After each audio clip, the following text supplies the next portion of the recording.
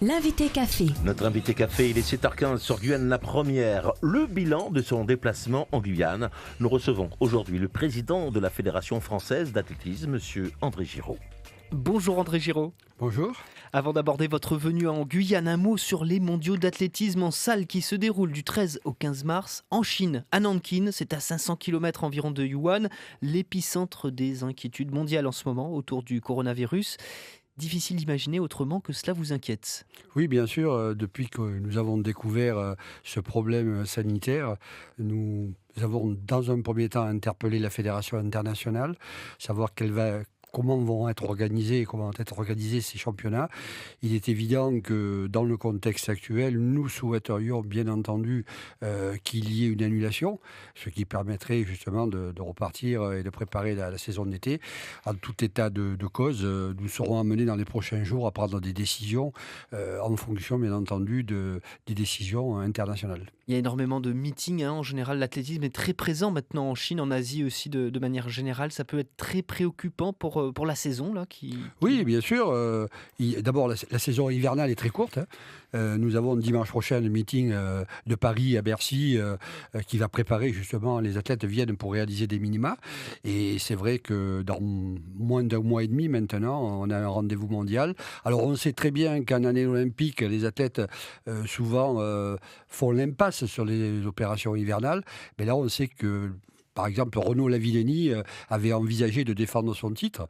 Donc la question est vraiment préoccupante pour nous tous. Olivier Damon. Justement, est-ce que la France pourrait refuser d'envoyer ses athlètes, par exemple ? Oui, c'est une mesure que nous pouvons... Vous savez, il y a 2 ans ou 3 ans, il y a eu des championnats de juniors, des championnats cadets, au Kenya. Il y avait des problèmes à ce moment-là aussi par rapport à un virus. Et il y a des pays qui ont refusé de se déplacer au Kenya, et les États-Unis, par exemple.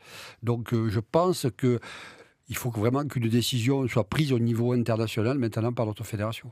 Allez, retour en Guyane, André Giraud. Vous avez rencontré dès dimanche les présidents de clubs, la Ligue. Vous avez été sur le terrain, que ce soit à Saint-Laurent-du-Maroni, Mana, Kourou, Rémire-Montjoly. Programme chargé pour une visite de 5 jours. Oui, programme chargé, mais ça fait partie bien entendu des objectifs de la fédération, d'aller au plus près du terrain, d'aller au plus près des clubs. Ma volonté, c'était de me rendre compte sur le terrain de ce qui se passait sur ce territoire. Et j'ai été agréablement surpris de voir qu'il y a sur ce territoire une belle dynamique pour l'athlétisme dans tous les points que j'ai pu visiter. Et aussi un accueil des élus assez encourageant pour la suite. Donc notre volonté avec le président de la Ligue, Jean-Victor Castor, c'est de mieux structurer la Ligue pour qu'elle puisse continuer à se développer. L'athlétisme, c'est quand même le sport olympique numéro 1. Nous sommes en année olympique et on va tout faire, bien entendu, pour accompagner les dirigeants de cette Ligue. Alors cette structuration, justement, vous soutenez la Ligue de Guyane qui crée 3 postes d'agents de développement. Qu'est-ce qu'ils vont faire, ces agents ? Alors, le projet est né, bien entendu. C'était un projet qui était dans les cartons, comme on dit, mais il fallait, pour créer ce type de poste, il fallait des financements.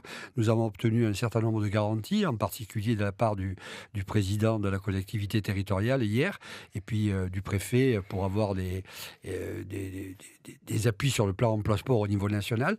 Donc des agents de développement, ce sont des professionnels au service du développement de l'athlétisme qui peuvent travailler un temps dans les écoles pour développer notre athlétisme découverte, mais qui peuvent aussi avoir des tâches administratives qui sont aujourd'hui très lourdes pour venir soulager les bénévoles qui encadrent les clubs. Et c'est suffisant pour le développement, les objectifs attendus, notamment de passer de 850 licenciés ici à 1500 environ ? Alors je pense que dans un premier temps, c'est suffisant, bien entendu. La Ligue de Guyane est en train de progresser. Elle est sur un développement positif. Donc chaque jour, on voit la courbe qui croît. Donc c'est très bien. Et l'objectif, dans un premier temps, c'est sur 3 pôles, 3 bassins, sur Saint-Laurent, sur Kourou et sur Cayenne, d'avoir un agent de développement par bassin et faire en sorte, bien entendu, d'accompagner les clubs et surtout de recruter des nouveaux adhérents. Alors vous ne découvrez pas la Guyane, vous êtes déjà venu par le passé avec une autre casquette. Vous connaissez déjà donc cette terre de champions qui a fourni en 2019 8 athlètes qui eux ont porté les couleurs de la France. 8, c'est assez important compte tenu de notre population, mais est-ce que cela peut durer ? Je suis assez optimiste. Les 8 athlètes dont vous parlez sont très jeunes. et certains font partie de notre génération de 2024. Donc on est sur vraiment une bonne organisation aujourd'hui qui est conduite par la Ligue pour accompagner le haut niveau. Maintenant, à nous, la fédération, de faire en sorte qu'on puisse en avoir d'autres. On sait, de ce que j'ai vu sur le terrain, qu'il y a des talents extraordinaires au niveau de l'athlétisme sur ce territoire. À nous, maintenant, de consolider tout ça. Mais c'est vrai que déjà, cet été, je pense qu'il y aura à Tokyo au minimum 4 athlètes guyanais dans la délégation française. Oui, alors le constat, il est là, hein, effectivement, vous avez dit, on a beaucoup de talent. Parfois, les équipements ne suivent pas. Si je prends l'exemple, par exemple, sur Cayenne, pas de piste d'athlétisme digne de ce nom. Que peut faire la fédération sur le plan des équipements, par exemple? Alors, l'objet de ma visite, c'était aussi de convaincre les élus d'investir dans l'athlétisme, qui est un sport de base, qui permet ensuite d'ouvrir les portes vers tous les autres sports. Pour Cayenne, j'ai visité hier le stade dont vous parlez, et donc je sais que la rénovation de la piste a été actée. La directrice des sports et Madame la maire de Cayenne nous a dit que les appels d'offres allaient partir, donc cette piste va être rénovée. Donc l'argent est là. L'argent est là. Au niveau de Cayenne, ça sera fait. Voilà, c'est réalisé. J'ai pu me rendre compte à Saint-Laurent-du-Maroni qu'il y avait vraiment une belle installation aussi. Maintenant, ce qu'il faut qu'on arrive, c'est franchir un deuxième cap. C'est amener les établissements scolaires à ouvrir leurs portes. Il y a quelques établissements scolaires qui ont des installations de proximité. Bien équipés pour certains. Voilà. Et donc, et les rénover. Ce matin, je vais rencontrer le recteur d'académie. Ça va être un des sujets que je vais aborder avec lui. Vous savez, aujourd'hui, on peut faire de l'athlétisme éducatif et même de performance sans avoir un stade à 8 couloirs. Voilà. Il suffit simplement de quelques lignes droites, de quelques sautoirs, et on peut vraiment développer la pratique. Cette cohabitation existe déjà en France, des établissements scolaires qui fournissent ces salles pour l'athlétisme de haut niveau? Alors, dire que ça existe, il y a quelques expériences par-ci, par-là. Si vous voulez, mon cheval de bataille en tant que président, c'est de dépasser les intentions et les discours. Il y a une volonté, depuis qu'on a obtenu les Jeux Olympiques en 2024, de faire de la France une nation sportive. Je crois que tout le monde est d'accord. Tout le monde est d'accord pour dire aussi que le sport véhicule des valeurs éducatives. On est tous d'accord là-dessus. Maintenant, du discours, il faut passer aux actes. Pour passer aux actes, ça veut dire qu'il faut que tout le monde tire dans le même sens. Et c'est vrai qu'il y a une volonté aujourd'hui de lier l'éducation nationale avec le mouvement sportif en général, hein, pas uniquement avec l'athlétisme. À nous de pousser les portes maintenant pour que les établissements scolaires comprennent aujourd'hui que cette population, mais si on veut pouvoir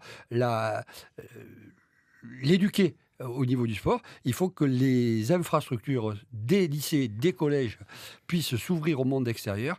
Et ça, c'est pas encore gagné. Pour répondre à votre question, il y a quelques expériences. Lorsqu'on rencontre des chefs d'établissement qui sont convaincus, ça peut marcher.